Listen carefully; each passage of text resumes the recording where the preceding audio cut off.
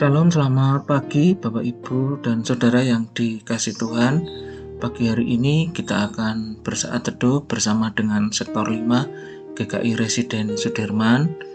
Hari ini kita akan bersaat teduh bersama Bapak Ngatino dengan tema yang Tuhan inginkan dari umatnya. Mari Bapak Ibu kita bersaat teduh bersama. Di hatiku ya Yesus, Tuhan bersabdalah,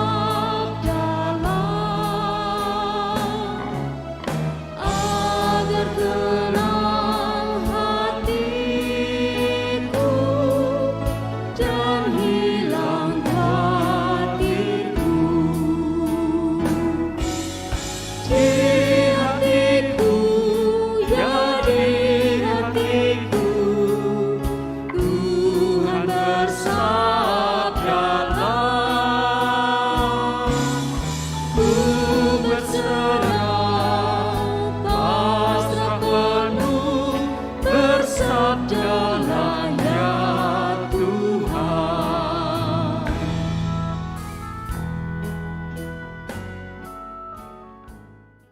Selamat pagi Bapak Ibu Saudara yang terkasih dalam Kristus. Marilah kita berdoa. Ya Tuhan, pada pagi ini kami datang kepadamu.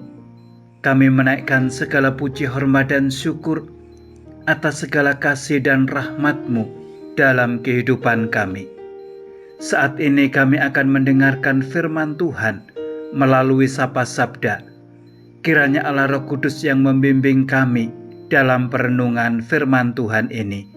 Di dalam nama Tuhan kami Yesus Kristus kami berdoa. Amin. Bacaan Alkitab hari ini diambil dari kitab Mika pasal 6 ayat 1-8. Marilah kita membacanya. Baiklah, dengar firman yang diucapkan Tuhan. Bangkitlah, lancarkanlah pengaduan di depan gunung-gunung, dan biarlah bukit-bukit mendengar suaramu. Dengarlah, hai gunung-gunung, pengaduan Tuhan, dan pasanglah telinga, hai dasar-dasar bumi, sebab Tuhan mempunyai pengaduan terhadap umat-Nya, dan Ia berperkara dengan Israel. Umatku, apakah yang telah kulakukan kepadamu? Dengan apakah engkau telah kulelahkan? Jawablah aku, sebab aku telah menuntun engkau keluar dari tanah Mesir, dan telah membebaskan engkau dari rumah perbudakan, dan telah mengutus Musa dan Harun dan Miriam sebagai penganjurmu. Umatku, baiklah, ingat apa yang dirancangkan oleh Balak Raja Moab, dan apa yang dijawab kepadanya oleh Bilyam bin Beor, dan apa yang telah terjadi dari Sitim sampai ke Gilgal, supaya engkau mengakui perbuatan-perbuatan keadilan dari Tuhan. Dengan apakah aku akan pergi menghadap Tuhan dan tunduk menyembah kepada Allah yang di tempat tinggi? Akan pergikah aku menghadap Dia dengan kurban bakaran, dengan anak lembu berumur setahun? Berkenankah Tuhan kepada ribuan domba jantan, kepada puluhan ribu curahan minyak? Akan kupersembahkankah anak sulungku karena pelanggaranku, dan buah kandunganku karena dosaku sendiri? Hai manusia, telah diberitahukan kepadamu apa yang baik, dan apakah yang dituntut Tuhan daripadamu, selain berlaku adil, mencintai kesetiaan, dan hidup dengan rendah hati di hadapan Allahmu. Demikianlah firman Tuhan. Yang berbahagia adalah mereka yang mendengar firman Tuhan serta melakukannya. Haleluya. Bapak, Ibu, Saudara yang terkasih, kehidupan yang baik, bahagia, dan sejahtera menjadi impian setiap orang, sehingga semua orang berjuang keras untuk mewujudkan kehidupan yang lebih baik, bahagia, dan sejahtera tersebut. Namun, apa jadinya jika yang terjadi adalah sebaliknya? Dalam mewujudkan kehidupan yang bahagia dan sejahtera, justru mendapatkan penderitaan karena perlakuan yang tidak adil dari kelompok tertentu. Renungan hari ini akan menjawab persoalan tersebut di atas. Bapak, Ibu, Saudara yang terkasih, Nabi Mika diutus Tuhan untuk menyuarakan ketidakadilan sosial sekitar abad 8 sebelum Masehi.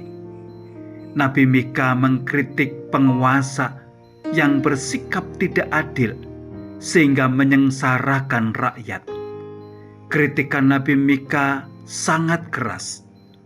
Hai manusia, telah diberitahukan kepadamu apa yang baik dan apa yang dituntut Tuhan daripadamu selain berlaku adil, mencintai kesetiaan, dan hidup dengan rendah hati di hadapan Allahmu.